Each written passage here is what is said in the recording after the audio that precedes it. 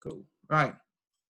So welcome to this video on the daily task tracker. And as I mentioned before, what I'm going to be doing is basically going through some of the questions that I've had related to the task tracker and how you can use it to basically maximize your progress.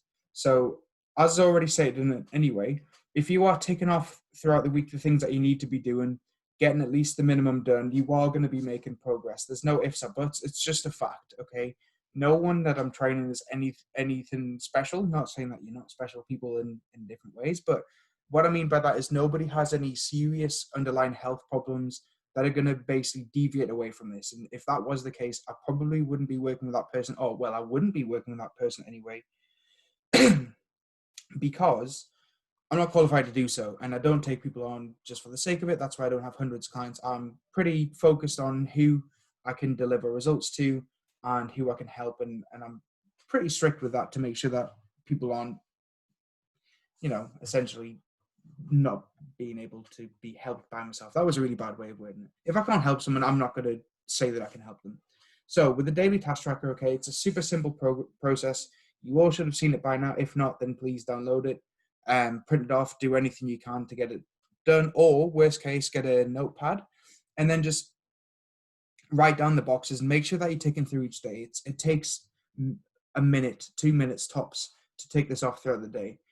And the tracker is hugely useful. This is the ultimate cheat guide to making sure you're doing everything you need to do. But because some of the questions that I had related to were things like, I don't know when I should be taking things, I don't know how I should be taking them, all that sort of stuff. I'm literally going to run through that all so you know exactly what you're doing and there's going to be zero confusion behind it going forward. So okay, so what we're going to focus on first, we're just going to go down row by row. Okay, so you'll see there's 7 rows throughout the in the tracker. Okay, and I've literally just grabbed one from week 1, and I know within there's an example, but I thought, well, if I just talk through it, then there can be zero confusion with it.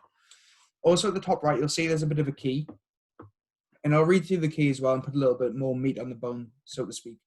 Okay, so the first one relates to the first column. Okay, so the daily activity. So this is something that you should be doing pretty much every day. As a minimum, you want to be doing 4 days a week. And this is more for stress relief and less to do with structured exercise. I can't stress enough that exercise isn't going to deliver the result. It's everything on here that's going to deliver you an amazing result. And the better you can stick to this, the better you can apply yourself to it, the more you're going to get from it. So, like here, you've got for the daily activity, it could be a home workout, 20-minute walk, or perhaps a run and development session from the Couch to 5K program, which is on the member site too. Again, like I said, these don't have to be anything crazy. It's just about doing what you need to do. And I'm actually using an example from someone that sent this through to me just to sort of see if this is the right thing or what they've been doing so that you can get an idea of what others are doing to get your own ideas with it too. And so across the top, you'll see on Monday, she did a 20-minute walk or 20-minute-ish. Like I said, my minimums are 20 minutes.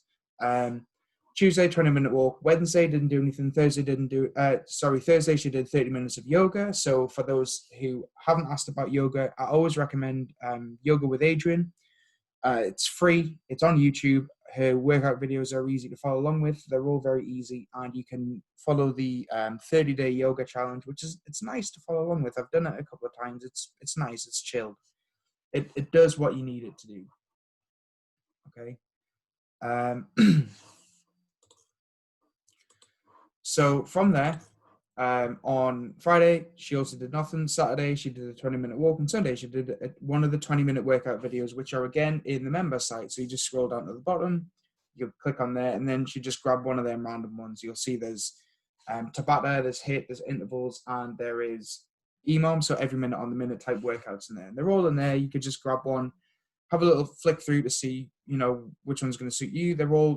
None of them require any equipment. None of them require any real space. I purposefully filmed them in a small room with very little space in my place because, it's real world.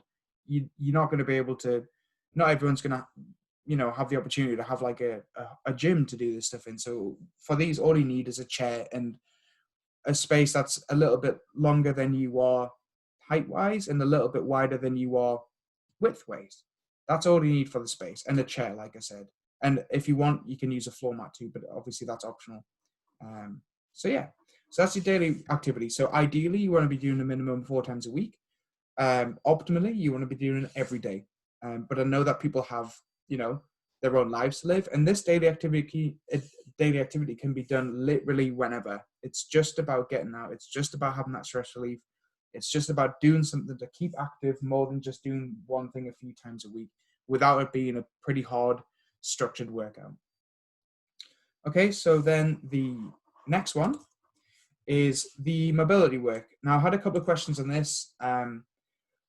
And again, this could be something that's, for example, yoga. It could be YouTube's your friend. I'll be completely honest, YouTube is your friend. I've been asked a couple of times to do some stretching videos. I will do some. I will upload some stretching videos. But honestly, if you have some tight areas, like, for example, your ankles or your hips or knees or your back, it could be anything. You can literally just go on YouTube and say 10-minute back stretching workout or 20-minute full body mobility session, and that's all you need to do, just something to follow along with, or even a guide off the internet. You can go on, mega easy, you'll find one and it'll show you a bunch of different exercises with some bunch of different stretches or mobility movements and the time that you should hold it for or how you should do it, and it's super easy to follow along with.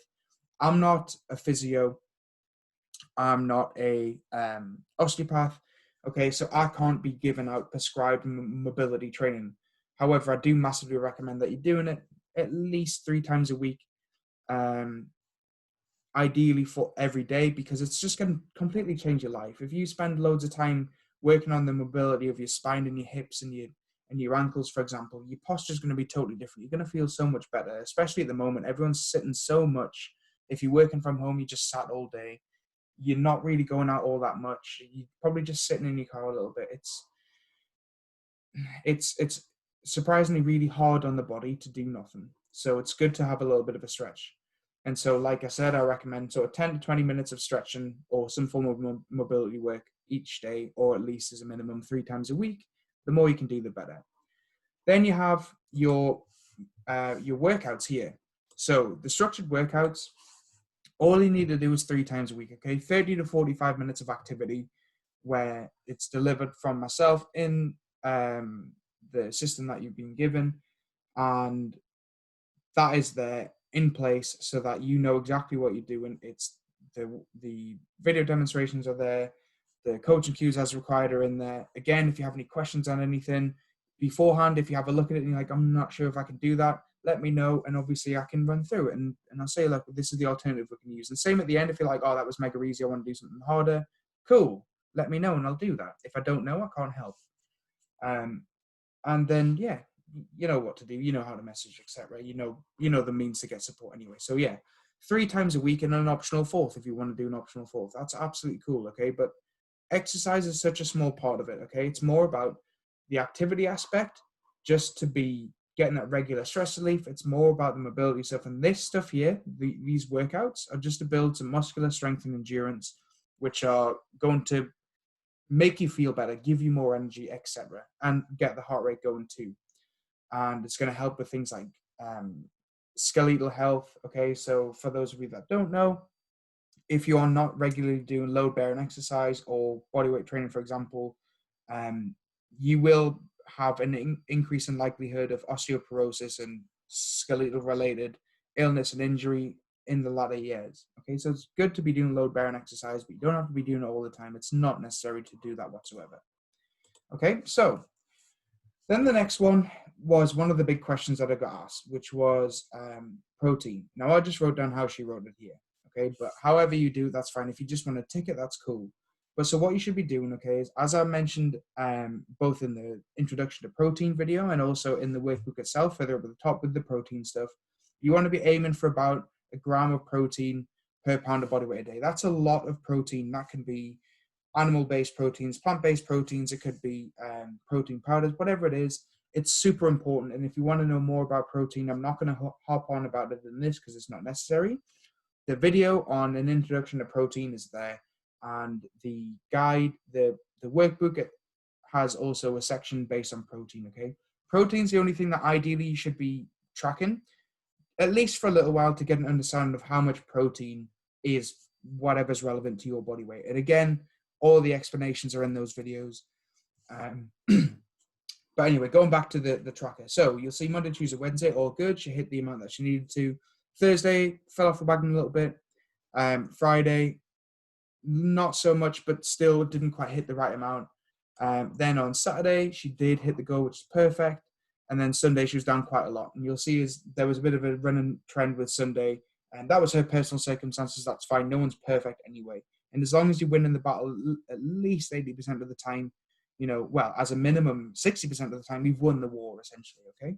So you don't have to be perfect. You just have to strive for being as close to that as you possibly can. It's really going to benefit you if you can be as strict with this as you can. And you'll see that as you're going through, you can write whatever you want. You can take however you want. It's your thing to do whatever you choose to do with it.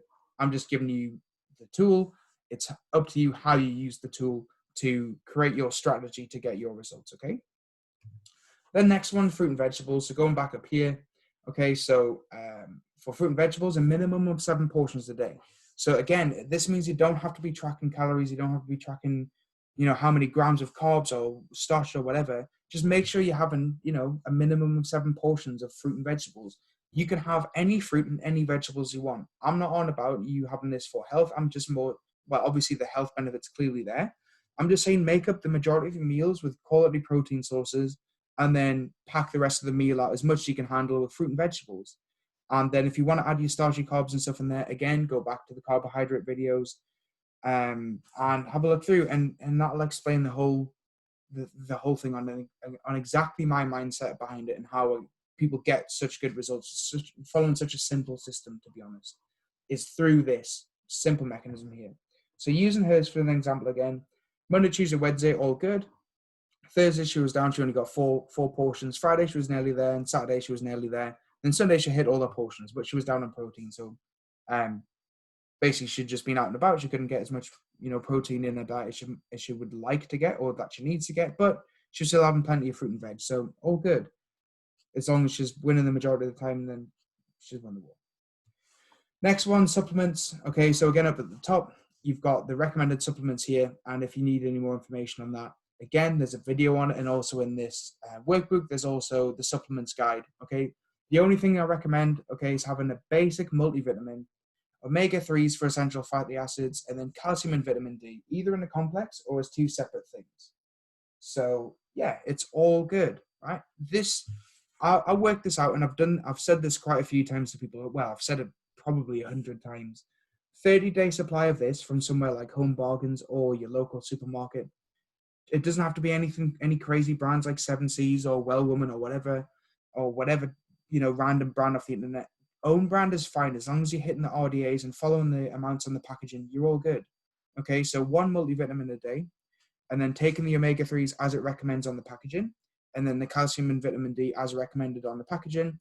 That is going to cost you about £5 a month, okay, which is 16 pence a week. Now, like I said, go back through the video on supplements, and I'll explain more on them. But these are scientifically backed, peer-reviewed supplements that work time and time again, and especially at the moment with things like, COVID and whatnot, vitamin D and vitamin D3 specifically, alongside calcium, is so massively important to basically increasing your health, minimizing risk of virus and stuff like that. There is literally a study that's directly correlated to vitamin D3 in the blood and those who have unfortunately died from corona, and that is those who are deficient are most likely to die from corona. Okay, that's been the running trend. I don't know why the government's not talking about it, but there's a lot of science going behind it, and there's a lot of studies being done, again, independent studies that are being done, and they are being done specifically because vitamin D is so cheap to supplement. It's so cheap to buy.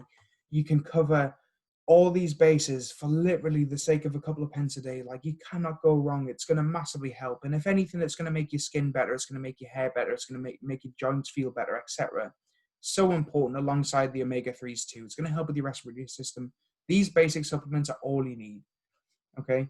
And Talia asked, is the 2 omega-3 and 2 vitamin D only on the fasting? Otherwise, follow the instructions. I personally have, again, in the simple nutrition system, I gave you my example of what I take. So I have 2 omega-3 and 2 vitamin D. That's my choice. okay, as long as you're having a multivitamin, the omega-3s are stated on the packaging, and the calcium and vitamin D. Okay, that's cool. However you do it, however the packaging recommends, that's cool, okay? As a rule of thumb for vitamin D, between 4 and 5,000 IU, okay, you'll struggle to remember that. So basically look at the packaging. If it says something like 4 to 5,000 on it, and it has a little I and a little U, which looks a little bit funny, that's the amount that you should be having. That's where the most health benefits are found from vitamin D, okay? So I hope that answers that question anyway. But yeah, any questions on anything related to supplements? If you haven't watched a video on it already, please watch a video on it, and it'll bring you pretty much up to speed on exactly what you need to do, exactly what you need to know on these key supplements that I recommend to everyone, regardless of background, regardless of, training age, so to speak, as in how much you've exercised, regardless of your goals. These should be things that everyone should be taking. Everything else is fluff. Everything else is a nice to have or not necessary. These three, there's no reason people shouldn't be taking them, especially for 16 pence a day. I mean, people would drop a 20 pence piece and probably not even think about picking it up. Honestly, people would do that. I wouldn't personally because I'm tight, but yeah. For 16 pence a day, you can't go wrong. And like I said, for £5 a month, you can get like 3 months worth supplies of these for probably less than 15 quid for that, because of the bulk buying aspect of it, like 12 quid or something like that. Honestly, it's so worth it. Okay, but anyway, I've digressed a bit with the supplements. Then the final one is sleep. Okay, so you'll see again up at the top, right? I know that people aren't perfect, okay? I know that most people aren't going to be able to hit 8 hours and 9 hours of sleep or whatever people are telling you to do. But statistically, most people don't have more than 6 hours sleep a night. Some people do, that's cool, okay? But what I say to people is you want to aim for a minimum of 7. I know for people that's hard. Me personally, I rarely have more than 7 hours sleep. I don't like to wake up after a long sleep and feel groggy. I would rather have a smaller sleep and then have a nap in the day. Like if you can have a little nap, have a little nap, like 20 minutes, that's going to do you a world of good. In fact, there's a lot of studies that have been done on slightly shorter sleep periods of somewhere between 6 and 8 hours, and then having, a structured nap, a structured break, so to speak, okay, throughout the day is given just as much benefit, okay? So yeah, sleep minimum 7 hours. And you'll see on here again, she started logging up a process. Now, there's a few different apps that you can get if you want to use an app to track your sleep.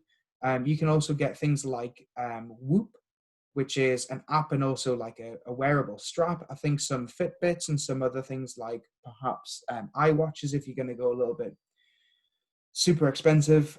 You can find all these different means to track your sleep as long as you get a rough idea. And if you feel like, if you went to bed at 10 and know you went to sleep about 11 and then you know that you woke up at like, I don't know, 6 in the morning, you've had 7 hours sleep. It doesn't have to be minute by minute, okay? But just roughly ballpark it. But in the same breath, don't say, oh, I think I had 4 hours sleep, but I'll round it up to 7, okay? Be honest, but, be realistic with that. People aren't perfect, okay? So you want to aim for a minimum of 7 hours. If you can't hit it, not the end of the world, okay? So you'll see on hers, okay, she had 5 hours, 5 hours. She hit all the sleep that she needed to have.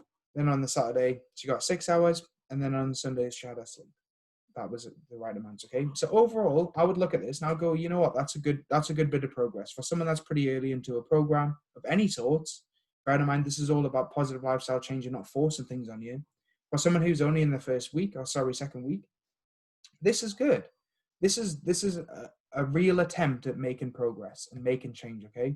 And so, like I said before, as long as you're winning at least 60% of the time, ideally 80% of the time, if you're winning all the time, that you cannot not make progress, if that makes sense. You really cannot, hold yourself back. If you have ticked off all of these, okay, and then going back through all of this, you'll see this in blank boxes. So as I mentioned before, you don't have to be doing mobility every day. You don't have to do any of this, but I'm saying if you want to make the most progress, you should follow it. It's going to help. It will help. It's the ultimate guide. I wish someone gave me this when I was a little 15-year-old that went into the gym, didn't have a clue what he was doing, and did loads of cardio and went around doing all the machines twice and all that. Like if someone gave me a tick list and was like, just go through this tick list and make sure you hit it each day, then you can't lose out. And it's one piece of paper, or like I said, a notepad. You just take it off, make a couple of columns, and then just tick it off. You're all good. Okay, so where there's blanks, Okay, sometimes the blanks are absolutely fine. So like I said, with daily activity, you want to do minimum of 4 times a week, ideally every day, but so that's fine. There's a couple of breaks. The mobility stuff, again, you don't have to be doing it full stop, but you could be doing it every day. You could be doing it ideally minimum 3 times a week. So if there's breaks in there, that's cool. With your workouts, you only need to be doing like 3, maybe 4, like proper hard workouts or pretty difficult workouts, pretty challenging ones. The rest of it is going to make up the best progress for you. Okay, if it was a case of more exercise is better, then people would be different people, all right. But unfortunately, the amount of people that I speak to that say they've tried all these different things, it's not about trying different stuff. It's just about having a structure in place. Okay, more exercise doesn't always equal better. Okay, for athletes, it's different, but for you and me, it's not the case. Okay. However, as we go through further on, okay, so these are things that you should be taking off every day. So like I said before, go through, track the amount of protein you've had per day. Then also you want to put down your fruit and veg. So go through, you can track it. Again, if you're not going to just tick it off at the end, you can do little ticks in it as you go. You can do whatever you want to do. How you track it's your choice. Okay. And then the supplement side of things, again, this is a no-brainer. Just, if you're fasting, then when you break your fast, just have your supplements, you're all good. If you're not fasting, for whatever reason that may be, that's absolutely fine. Have them first thing in the morning with a bit of water, and then whatever you're going to have for breakfast or the first time that you eat. I recommend having these when you eat, basically. Okay, and then finally, again, I should hope everyone's sleeping as much as you possibly can, and ideally every night. But I know some young parents, my little girl's just past 2-year-old. She's sleeping good now, but when she was little, she was a bit of a nightmare with the sleep stuff. So yeah, this should be first thing you do, wake up, oh, okay, I had 5 hours, I had 6 hours, oh, I had more than 7 hours, whatever it is, and then just slap it on there. Okay, and that's all you sleep. That's everything all good, okay? So there should be no questions on that now, but if there is, please feel free to let me know, and I will answer. So I'm going to stop the share for now.